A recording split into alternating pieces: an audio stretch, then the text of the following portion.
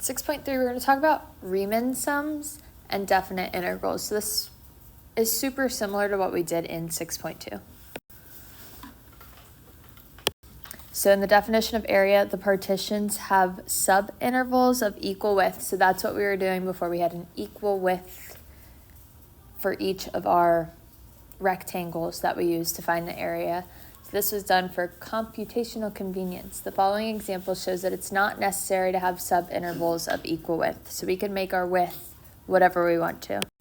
So if we look at our example here, we see that the width of our rectangle farthest to the right is a lot wider than the width of the rectangle farthest to the left. So our widths are getting smaller and smaller. It works out the math for this one, but we're gonna kind of skip it. We're gonna breeze through the first few slides.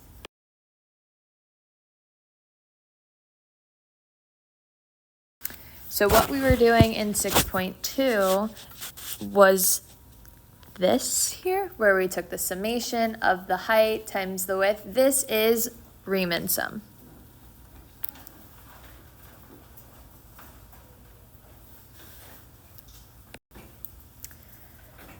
So it kind of gives us a new definition when our widths aren't the same length, but it says the width of the largest subinterval of the partition, delta, is the norm of the partition and is denoted by this delta with 2 bars. If every subinterval is of equal width, then the partition is regular and the norm is denoted by what we're used to. Our delta x is equal to b minus a over n. The general partition is related to the norm. This is when our widths are not of equal length. So the number of subintervals in a partition approaches infinity as the norm of the partition approaches 0. So this is talking about the width of each of our rectangles. So as our width of the rectangles gets smaller and smaller as it approaches 0, we're having more and more rectangles. It implies that n approaches infinity. So it means the same thing. We'll see the limit as delta approaches 0. This is the same as the limit when n goes to infinity. We don't do anything different with the math. They mean the same thing. They're just kind of approaching it from two different angles, I guess. So next we're going to talk about definite integrals. So definite integrals are going to have numbers on our integrals here. So typically we just saw that integral symbol where we had to take the antiderivative. Here we're going to have definite integrals. We're going to have values on the upper and lower bound of our integral. But one cool thing about our integrals is the limit as n approaches infinity, or if we write it the other way, of our summation. This is our area. Remember, it's our exact area where we take the limit. That's equal to the integral from a to b of f of x dx. So these are the same thing. So the integral from a to b gives us the area as well. So the limit is called the definite integral of f from a to b. The number a is the lower limit of integration. The number b is the upper limit of integration. So our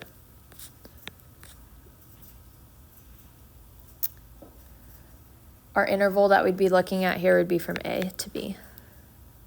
So it says it's important to see that definite integrals and indefinite integrals are different concepts. A definite integral is going to be a number because it gives us the area, so our area is going to be a number, whereas an indefinite integral, when we didn't have those values on our integral symbol, it is a family of functions. When we took the integral of something or the antiderivative of something, we just added c to our function. That gives us a family of functions. Versus when we take a definite integral where we have values of a and b, an upper and lower limit, we'll get a number as our answer because it's the area. So if a function is continuous on the closed interval, then it is integrable. We're able to take the integral of it from a to b. So if it's continuous, then we can take the integral of it. So here we're going to evaluate the definite integral from -2 to 1 of 2x. We're going to do this the same thing we did in 6.2. So first we want to find our delta x. The number on the bottom is our a, the number on top is our b. We're looking from the interval from -2 to 1. So my delta x would be 1 minus -2 over n, so 3 over n.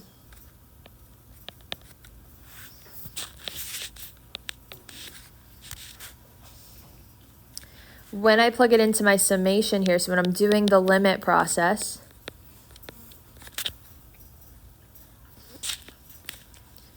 it's f of, if we don't start at 0, what would it be f of?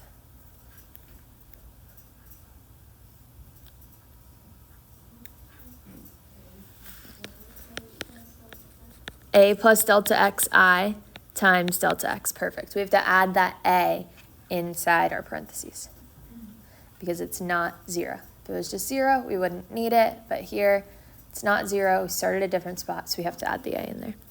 So f of -2 plus delta xi would be 3i over n times delta x is 3 over n. To find f of -2 plus 3i over n, we plug that into our function here. So this would be 2 times -2 plus 3i over n times 3 over n.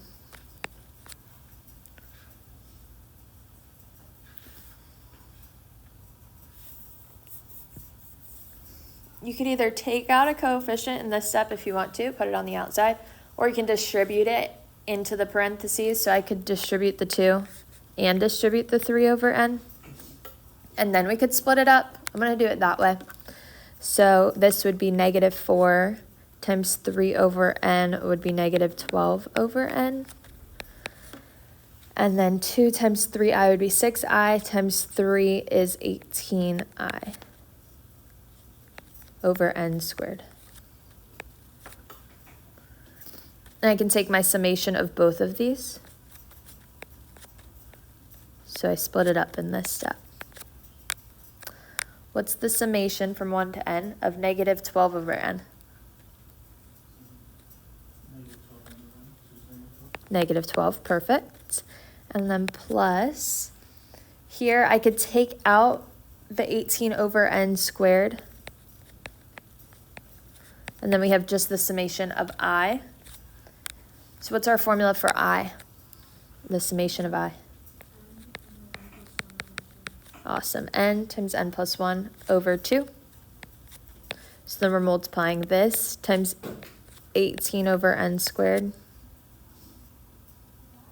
We can simplify in this step if we want to, but we're really just taking the limit.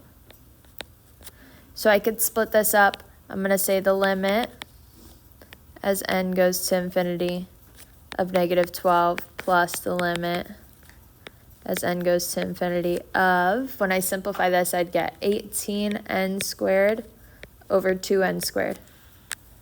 What's our limit of -12? -12. And what's our limit of 18n squared over 2n squared? 9. So -12 plus 9? -3. Perfect. So that would be our area. One other way that we can do this, which is really what this section is about, we're going to talk about another way, but I'll show you in this example. We can draw our function, we can graph this. If I plugged in values from -2 to 1, if I plugged in -2, I would get -4.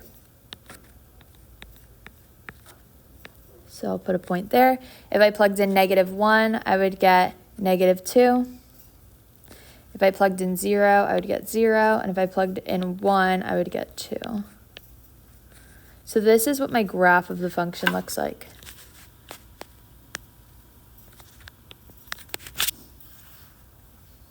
Now from -2 to 1,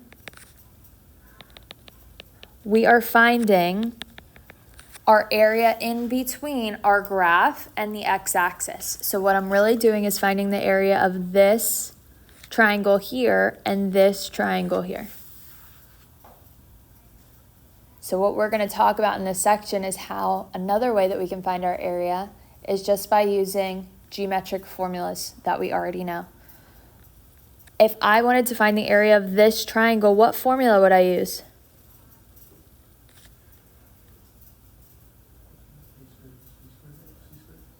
No. I know the lengths of the triangles. I know the width here would be 2. I know the height here would be 4. What's the area of a triangle?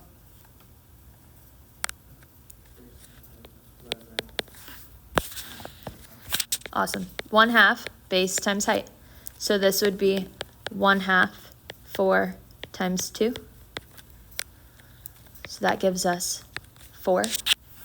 Because it's below the x-axis, it's going to be -4. I know we've talked about how area is not negative, but this is just a little bit different.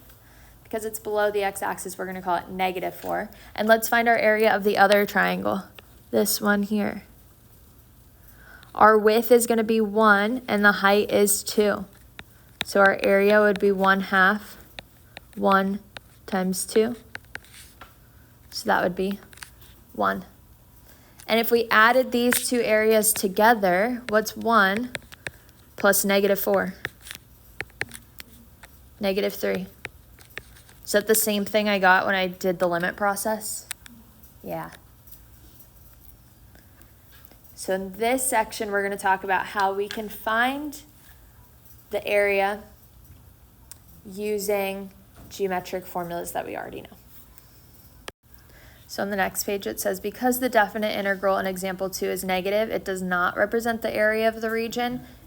It's because part of it's under our x. So if I were to add the actual positive areas together, we wouldn't get a negative number. So because it's negative, it's not actually the area. But when we do definite integrals, your answer could be positive, it could be negative, and it could be 0. So you can get negatives. When you do get a negative, it just means that your graph is going to be under the x-axis. So on the next page, it gives us the definite integral theorem. So if f is continuous and non-negative on the closed interval from a to b, then the area of the region bounded by the graph of f and the x-axis and the vertical lines is given by our integral here. So we could take the definite integral and find the area between a and b.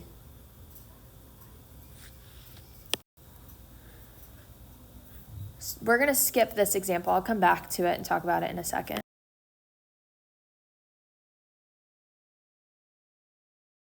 But we're going to look at the next 3. So example 3. We want to sketch the region corresponding to each definite integral, then evaluate each integral using a geometric formula. So we could solve a, b, and c using our limit process like we did in example 2. We can find the limit of our summation from a to b. But here we're going to graph them. We're going to find it geometrically. We're going to use our formulas that we already know.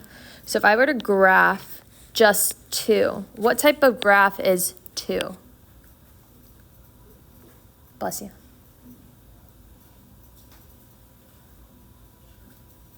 So let's say I plug in 1, I would get 2. If I plugged in 2, I'd get 2. If I plug in 3, I'd get 3. If I plug in 4, I'd get 2. Oh, 2. I'd get 2 each time. Just a constant number we know is a constant graph, so it's just going to be a straight line there.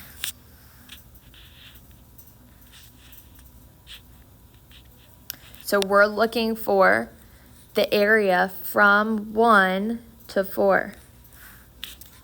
So we're looking for the area of this shape here. What shape do we have here?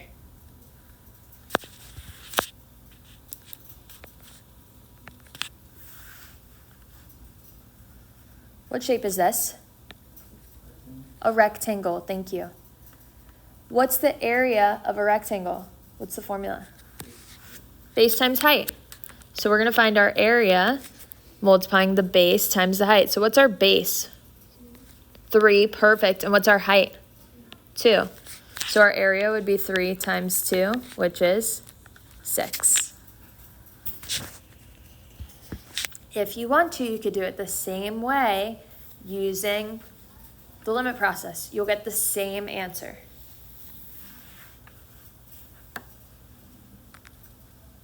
Let's do the same thing with B. So I'm going to graph it. Do you have to do 1 to 4? Or you just... Yeah, you have to do from the numbers that it gives you. Oh, okay.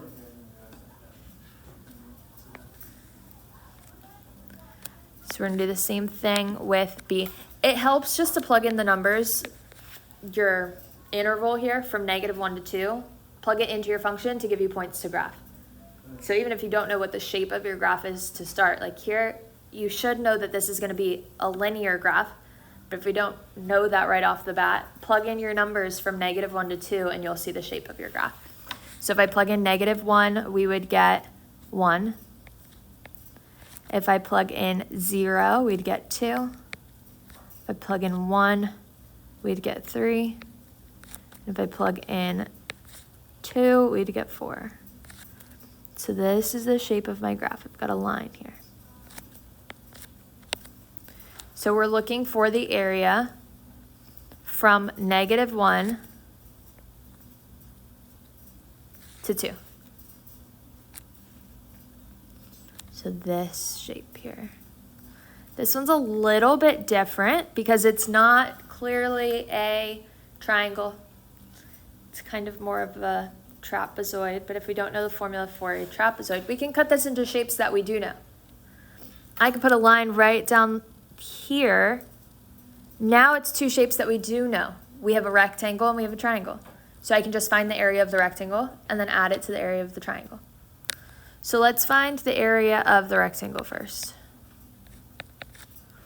So our area of a rectangle here, we said is base times height. What's the width of our base? 3, perfect. We went from -1 to 2, so our width is 3. What's the height? 1. Awesome, so 3 times 1 would be 3. Now let's find the area of our triangle that we have on top here. What's the base of our triangle? 3. And what's the height of our triangle? Also 3. So our area of a triangle is 1/2 base times height. Perfect. 1/2 times 3 times 3. So that would give us 4.5.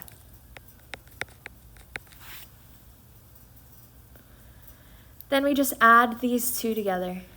So our area of the whole thing would be 7.5.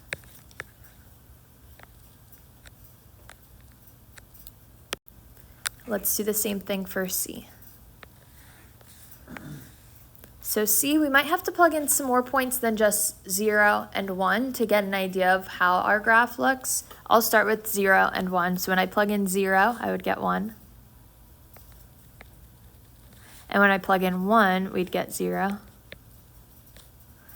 If I plugged in -1, I would get 0 also. So our shape of this graph is actually a semicircle. No, because the square root changes it.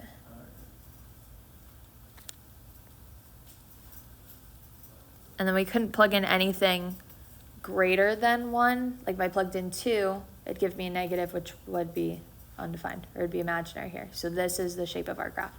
But we're only talking about from 0 to 1 here. So we're talking about this part.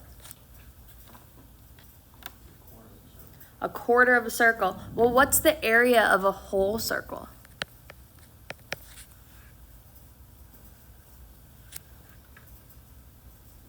What's the formula for the area of a circle?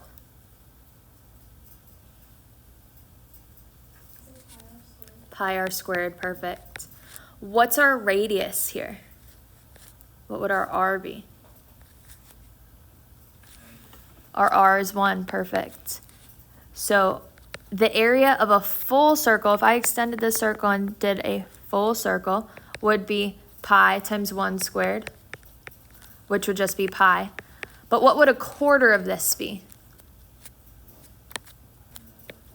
Pi divided by 4, perfect. So pi over 4 would be our area, since it's just a quarter of the circle. So some of the homework questions, it'll say, find the area using the limit process. You can do it like we did in example 2 if you want. Some of them are going to say directions like this, where it'll say evaluate using a geometric formula. You can do it either way. If you want to practice the limit process some more, you can do it both ways, see if you get the same answer. But this is kind of the gist of the section, is using geometric formulas to find our area. Also, we'll have questions on the homework about properties of definite integrals. So we have a few properties here. If our function is defined at x equals a, if our upper and lower limit is the same number, then our area, or our definite integral, would be equal to 0. So if our upper and lower limit's the same value, then our area would be 0.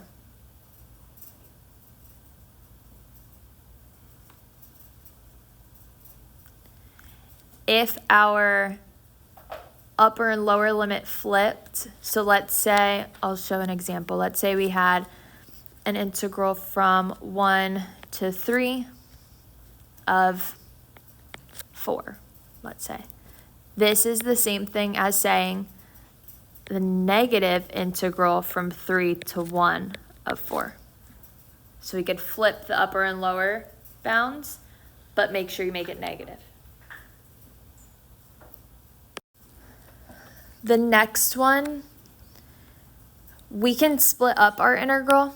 So if I had an integral from a to b, I could find the integral from a to c. So c is just a number in between a and b, and add that to the integral from c to b. So if I had, let's say, a graph like this, where I had to find the area from a to b, I could find the area from a to c, and then add that to the area from c to b. So we could split it up. And then the last two, if we have a constant, we can take that out front, evaluate our integral, and then multiply it by the constant. And then if we have two things that we're adding together, two functions, we can take the integral of both of the functions separately and then add them together at the end. So let's look at example 3. So we want to evaluate our definite integral here using the following information. So it gives us what each part's equal to. We kind of have to make what the question is look like one of these three things. All right, so let's use our properties here. We're going to split this up each into its own integral. So I have an integral from 1 to 3 of negative x squared plus an integral from 1 to 3 of 4x minus an integral from 1 to 3 of 3.